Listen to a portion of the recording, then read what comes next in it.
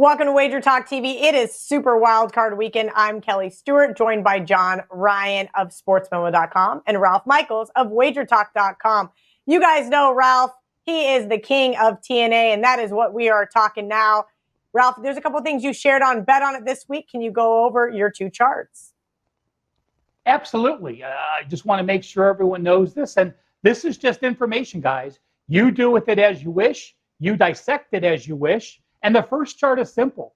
It's wild card records the last 6 years and the last 11 years. Why do I use 6 years? Because that was 2015 when the extra point got moved back, and added 5 years to that. So looking at this chart, since 2015, home favorites, 10-10 straight up, 6-13 against the spread, and 7-13 over under.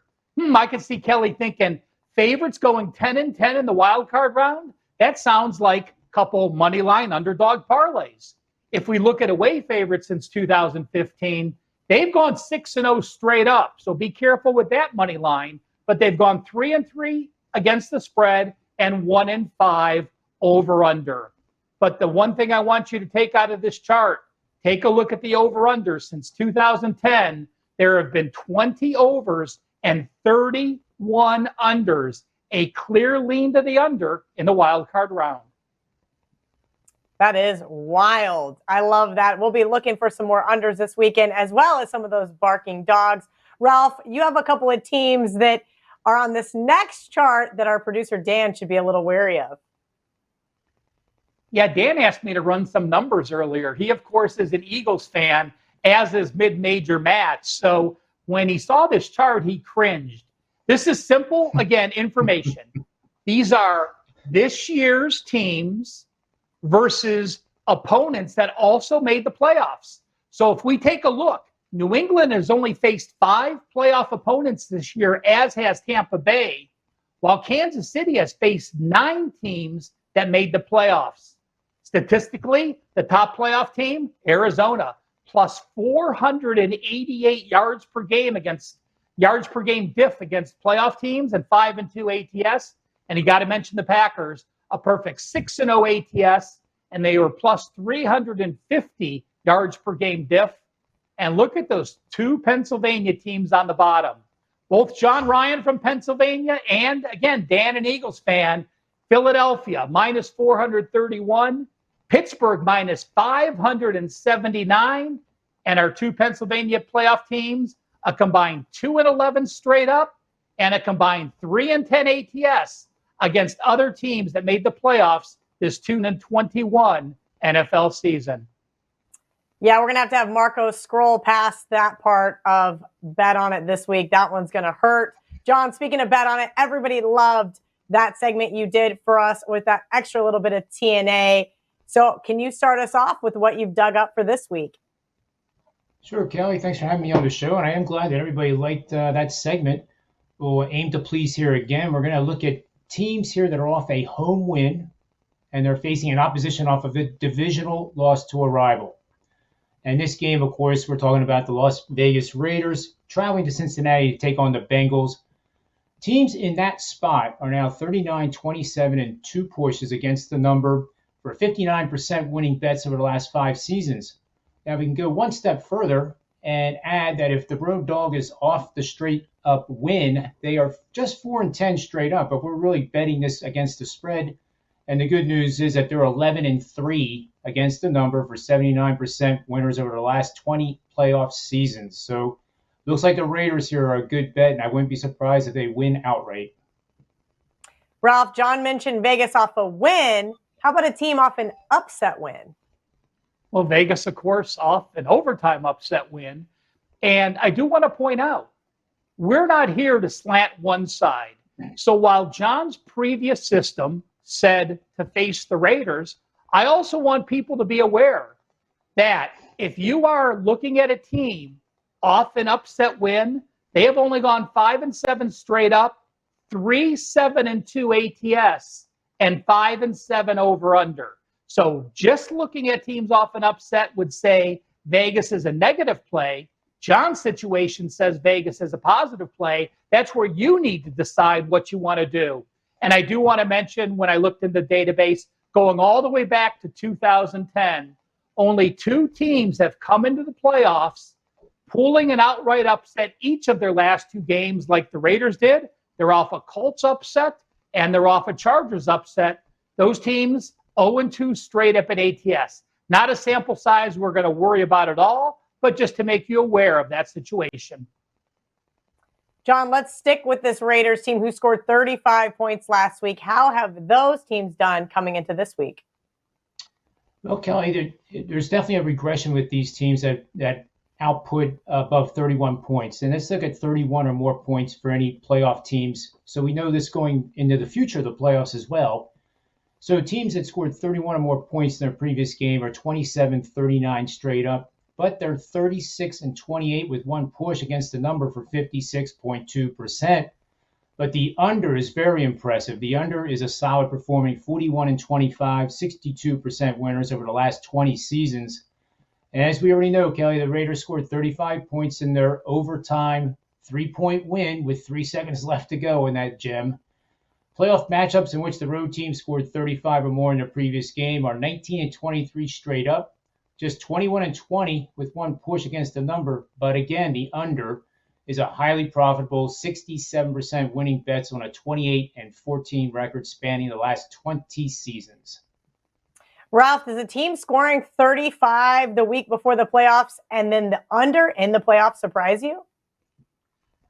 Not at all. John, I do have one question for you.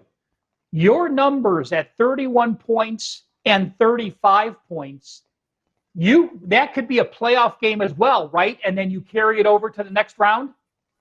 That is correct. So do keep track of that, guys.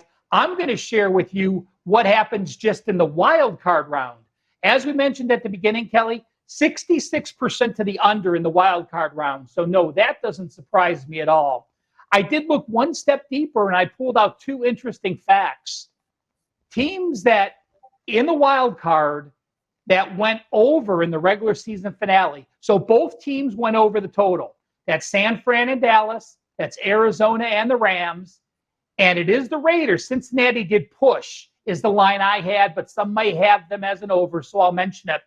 Going back since 2015, when both teams finished the regular season with an over, they are only 2-12 over-under. So 2 overs and 12 unders.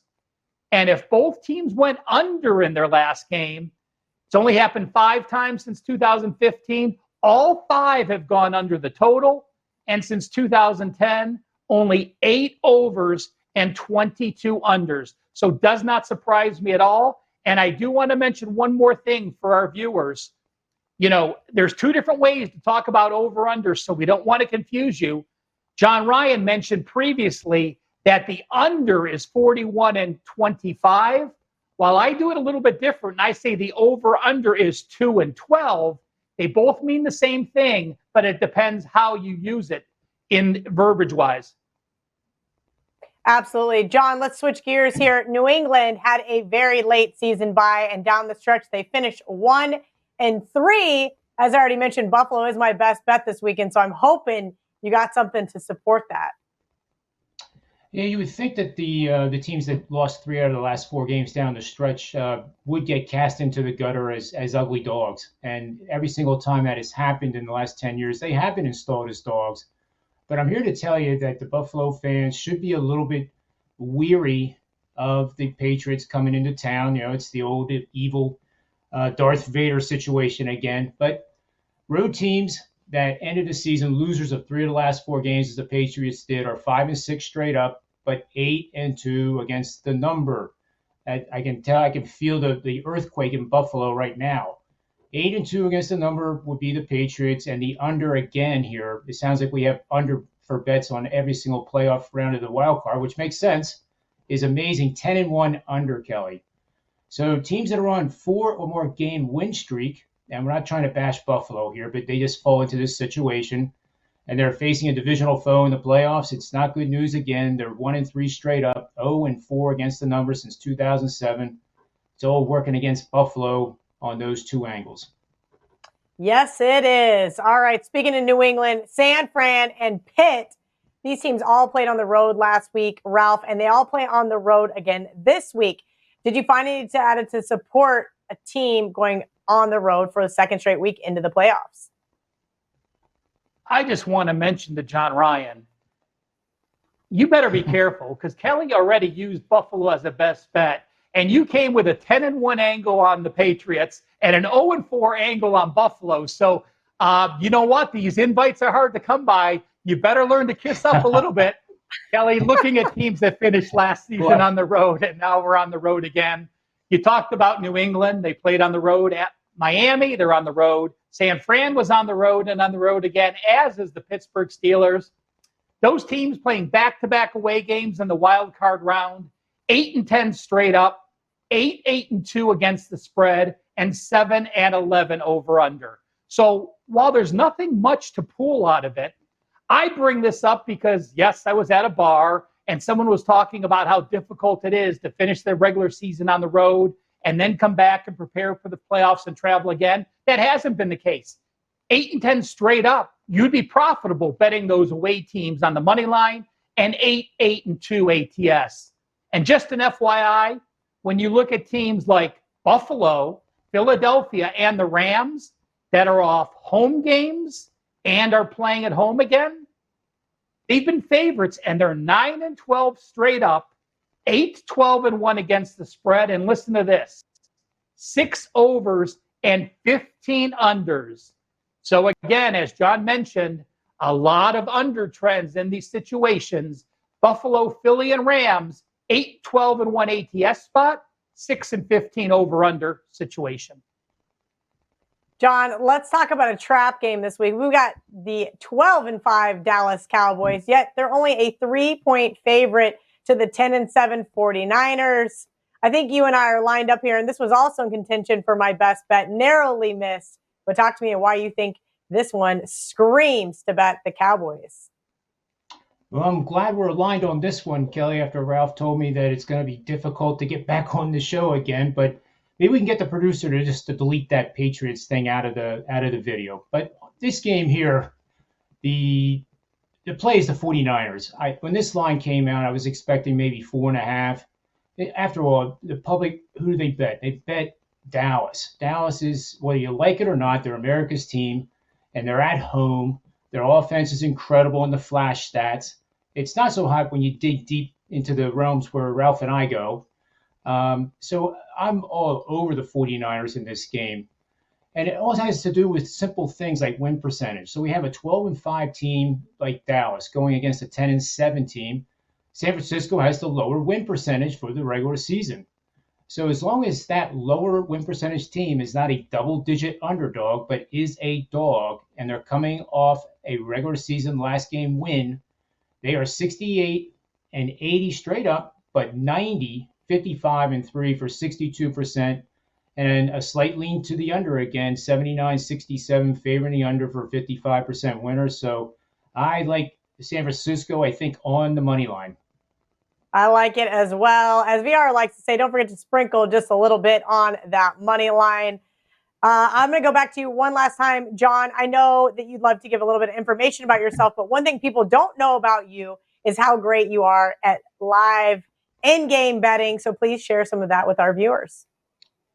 Well, we of course don't win every single one, but I appreciate that, Kelly. I do feel like I have like an instinct to do it, and it all originated in my days on Wall Street as an institutional trader with currencies and crude oil and all that fun stuff. And it's amazing to me the similarities between the sports betting markets and Wall Street. You set the price just like it is done in Vegas. It's not a prediction of who's going to win the game. They want equal buyers and sellers on both sides of the equation. They get 10% after all. It doesn't matter who wins. And sometimes they get even more than that. So with that knowledge I accumulated in Wall Street, I've come up with some good in-game betting strategies for the NBA and the NFL. And one of them I'll feature right now is home favorites of 3.5 or more points that are trailing by no more than 7 points entering the fourth quarter. So now it's do or die. They're playing in front of their home fans. They're supposedly the better team. And it's amazing that out of 27 games that qualified, 13 of those favorites won outright. So what do? You take the money line because if they're trailing by that amount going into the fourth quarter, you're going to get at least a plus 150 on the money line. And like sitting at the blackjack table, you win 13 out of 14 hands, you're going to walk out of the casino a little bit of a loser. But with this particular method, you're going to make $810 for every $100 bet you place. And that translates to a 30% ROI. So that's one of them. And I have a bunch of them. So I'm going to put together 4 or 5 more and do a quick hitting video segment that'll be airing tomorrow. And we'll go into a little bit greater detail with these strategies. But the whole key to this is you must have a plan in place before the game starts. You can't have the game start and then try to do the worst thing in the world and hedge a bad bet. If your team's not winning, that doesn't mean you take the other team. But more on that on the shows tomorrow, and I hope everybody takes the time to come and watch them. Thank you to John. Thank you to Ralph. Make sure you're giving both guys a follow on Twitter at John Ryan Sports 1, at Cal Sports LV. Also, head over to our Wager Talk YouTube channel where you can find all of our other videos.